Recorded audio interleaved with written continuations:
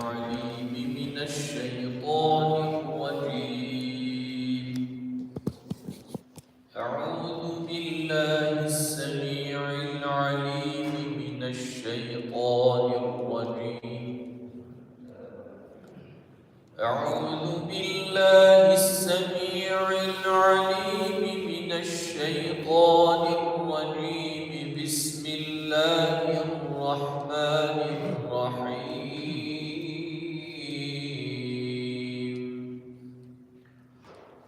والله الذي لا إله إلا هو عالم الغيب والشهادة هو الرحمن الرحيم.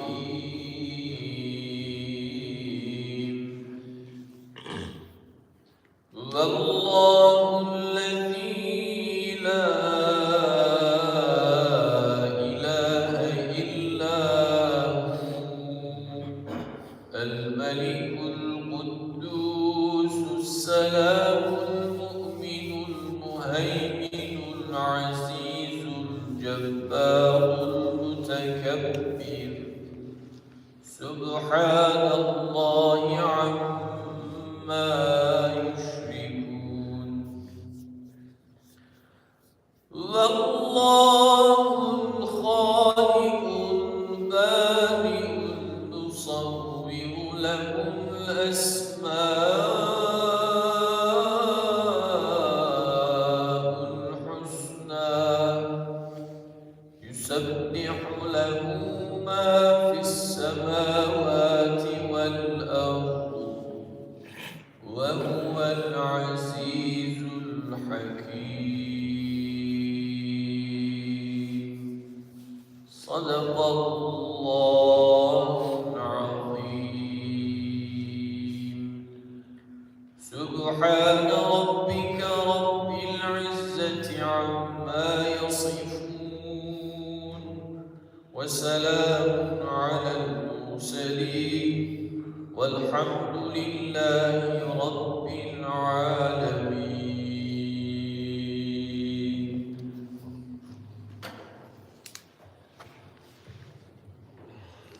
Bismillahirrahmanirrahim. Inshallah, brothers and sisters, we continue with the stories of the companions from Al-Isabaha fi Tazmiyat Sifat al-Sahaba. Today last week we talked about Salaba ibn Abdurrahman, the crying Sahabi. And then before that we talked about Sulaym radiyallahu anha, that she was the one whose mahar for marriage was Islam instead of gold and silver. Today we talk about another woman of the Sahaba. These names we don't really know much, but subhanAllah, each one of them had great qualities upon which Allah subhanahu wa ta'ala called them radiyallahu anhu or radiyallahu anha. So today we talk about a lady, her name is Mihjan. Mihjan radiyallahu anha, al-Ansari, she was an Ansari woman. The Muhaddithin have not mentioned her actual name, but this is her kunyat, Mihjan. And she accepted Islam after the migration of the Prophet ﷺ to Medina. And when he accepted Islam, she was from a very poor family. And she was at that time very old and frail. And also she was described as having very dark skin. So this was her qualities of this woman. But because of the da'wah of Nabi sallallahu alaihi wasallam, she fell, her heart accepted Islam. She came and took the shahada with Nabi sallallahu alaihi wasallam.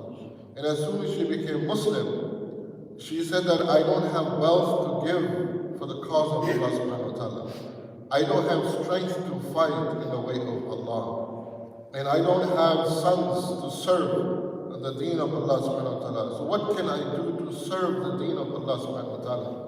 So she talked to herself, and so one day she decided that when Nabi sallallahu alaihi wasallam before tahajjud, that she would come to the masjid and clean the masjid.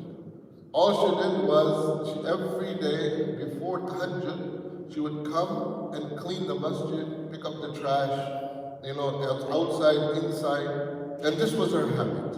Every single day she would come and she would just clean the masjid. before Nabi Sallallahu Alaihi Wasallam came into the masjid. And as we know that these are some of the early Muslims who served the masjid. One was, we talked about, Tamim al-Dari radiallahu anhu, who lit the lamp in the masjid after 6 years of the masjid being qa'im. And we talked about Ammar bin Yasir radiallahu anhu, who built the masjid, the first masjid in Quba. So this is the third person who served the masjid, and then after some days of serving and cleaning, then Nabi Sallallahu found that she was not there for a few days had passed. So they asked the Sahaba, said, where is Ibn Mihjan? They said, oh Nabi of Allah, she is very sick. She is very sick at home. So Nabi Sallallahu Alaihi Wasallam said to Abu Hurairah radiallahu anhu, he grabbed his hand, he said, let us go and visit Mihjan. And this is again, this is repeating from last time as well. We see that Nabi Sallallahu Alaihi Wasallam, he's a Nabi of Allah. He has so many things on his mind, he has so many responsibilities, yet he doesn't forget the small people. He's always thinking about Thaliba, as we said last week. He said, where is Thaliba? Thaliba is a young man, from a now unknown tribe. But yet he's thinking about him, that where is Thaliba? So let us go and visit him. And the second aspect, we see that Nabi Sallallahu Alaihi Wasallam himself is doing the visitation to individuals and going and visiting people for the sake of Allah subhanahu wa ta'ala. So again, Nabi Sallallahu Alaihi Wasallam, said that this Mihjan is not here, let us go and visit her. So Abu Hurairah radiallahu anhu with Nabi Sallallahu Alaihi Wasallam went to visit Mihjan, and she was so delighted, thinking that she is no one, that why is the Nabi of Allah coming to visit me? The entire town, the village around her, they were all excited so that Nabi Sallallahu Alaihi Wasallam is coming to visit them. And here Ibn Hajar mentioned that it was not close by. It was actually a 2.5 hour to 3 hour journey, walking, to go to her village. Nabi Sallallahu Alaihi Wasallam did not care for how long it took, but they went to her village and saw her. And then after finishing, they told her family that if anything happens to her, please inform me, let me know. So after a few days of the visitation of Nabi Sallallahu Alaihi Wasallam, she finally passed away. And when she passed away, the family and the companions, they gave her the funeral bath, and they took her back to Nabi Sallallahu Alaihi Wasallam, but found that this is very late at night. They came to the house of Nabi Sallallahu Alaihi Wasallam, but found that there was no lights and everybody was sleeping. So the people thought that why should we bother Nabi Sallallahu Alaihi Wasallam? He gets wahi in the night time, so we should leave her. And then they went to bury her. After they buried her in the morning, Nabi Sallallahu Alaihi Wasallam was informed that this is what happened. He said, no, take me to this place. And Nabi Sallallahu Alaihi Wasallam was brought to the grave of Mihjan, and Nabi Sallallahu Alaihi Wasallam himself again did the Salatul Janazah upon her. And he said, and Isabah has mentioned a hadith of Ibn Majah. He says that Nabi Sallallahu Alaihi Wasallam, whoever Nabi Sallallahu Alaihi Wasallam prays for, the darkness of the qabr will be illuminated with the light of heaven.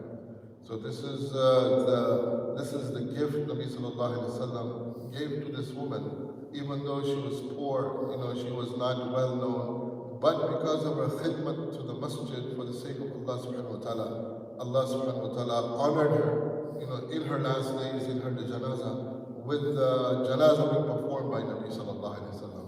So my brothers and sisters, we always think that how each and every companion used to think that how can I contribute to the deen of Allah subhanahu wa ta'ala. I am so honored that I have been given this gift by Allah, that how can I give back? So this is the motivation of every single Sahaba and Sahabiya, that how can I motivate, how can I give back to Allah subhanahu wa ta'ala, how can I make the khidmah of the deen of Allah subhanahu wa ta'ala? And everyone did it in their own ways.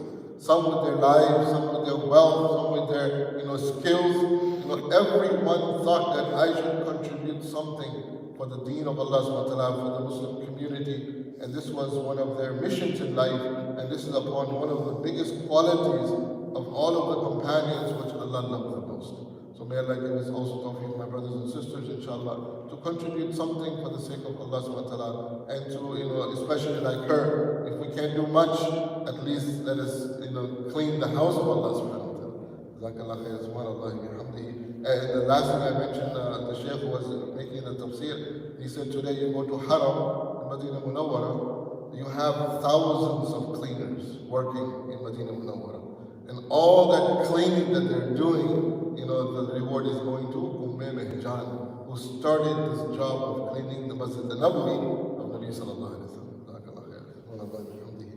Subhanakallah wa bihamdika. Ashhadu an la ilaha illa anta astaghfiruka wa atubu ilayk. Shall I do some tea, brothers? As you leave, please enjoy some tea, inshallah.